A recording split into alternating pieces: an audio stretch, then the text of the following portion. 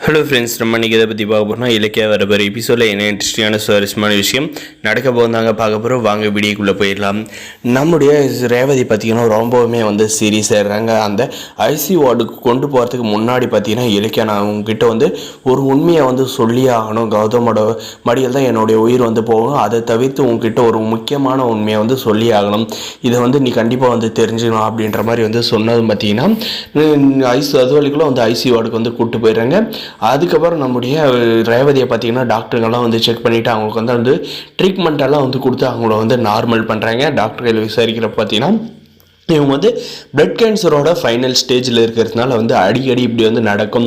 அதனால் அவங்களுடைய ஆசையெல்லாம் நிறைவேற்றி வச்சுருங்க அப்படின்ற மாதிரி இலக்கியா கிட்ட டாக்டர் சொல்கிறாங்க. நம்ம இலக்கியா பார்த்திங்கன்னா இது வரைக்குமே அத்தையோட ஆசையை நம்ம நிறைவேற்றதே இருக்கோம். கூடிய சீக்கிரம் எப்படியாவது சந்தர்ப்பம் வரப்போ கௌதம் கிட்ட எல்லா உண்மையும் சொல்லி கௌதம் கூப்பிட்டு ரேவதி அம்மா பார்க்க வைக்கணும் அப்படின்ற மாதிரி யோசிச்சுக்கிட்டா ரேவதி அம்மா பார்க்க போகிறாங்க. இப்போ உங்களுக்கு ஏதோ வழி இருக்கா, இப்போ எப்படி இருக்குது அப்படின்ற மாதிரி நம்ம இலக்கியா ரேவதி அம்மாவை பார்த்து கேட்குற பார்த்தீங்கன்னா எல்லாம் ஓகே தான் இலக்கியா அப்படின்ற மாதிரி சொல்கிறாங்க.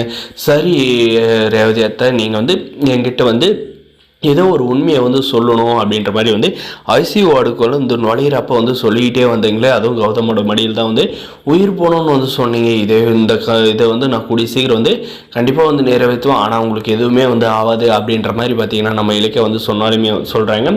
சரி, அது என்ன விஷயம் சொல்லுங்கள் அப்படின்ற மாதிரி நம்மளுடைய ரேவதியை கேட்குற பற்றி நம்ம ரேவதி என்ன சொல்கிறாங்கன்னா, நான் தான் கௌதமோட அம்மான்றது உனக்கு தெரியும், கௌதமோட அப்பா யாருன்னு உனக்கு தெரியுமா அப்படின்ற மாதிரி சொல்கிறாங்க. இது எதுக்காக கேட்குறாங்கன்னு பார்த்தீங்கன்னா, நம்முடைய கௌதம் இந்த எஸ்எஸ்கே கூட நேரடியாக அந்த லேண்ட் பிரச்சனைக்காக மோதறாருங்க. அதனால் இந்த விஷயம் தெரிஞ்சு கௌதமுக்கு எதுவும் ஆகக்கூடாது அப்படின்றதுக்கோசரம் மட்டும்தாங்க நம்மளுடைய ரேவதி உண்மையை சொல்கிறாங்க. எஸ்எஸ்கே வேறு யாரும் இல்லை, அவன் தான் என்னை ஏமாற்றிட்டு போனவன், கௌதமோட அப்பா அப்படின்ற மாதிரி சொல்கிறாங்க. என்ன அர்த்தம் சொல்கிறீங்க? அவனா கண்டிப்பாக வாய்ப்பே இல்லை அப்படின்ற மாதிரி சொன்னாங்க.